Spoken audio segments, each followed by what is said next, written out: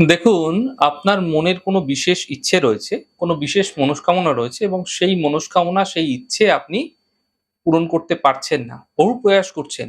অনেকদিন ধরে বহু চেষ্টা করছেন, প্রচেষ্টা করছেন কিন্তু কোনোভাবেই আপনি পূরণ করতে পারছেন না। হতে গিয়েও কোনো অদৃশ্য বাধায় সেই মনস্কামনাটি পূর্ণ করতে পারছেন না আপনি।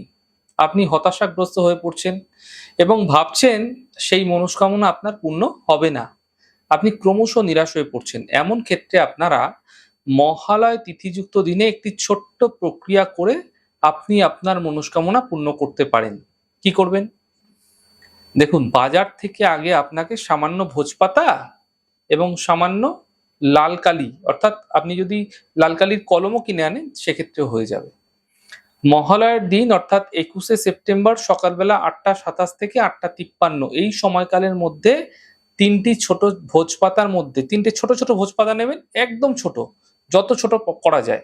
সেই ভোজপাতার মধ্যে লাল কালির কলম দ্বারা আপনি আপনার নাম লিখবেন এবং আপনার মনস্কামনাটি খুব সহজে লিখুন, ছোট করে লিখুন, বেশি বড় করবেন না।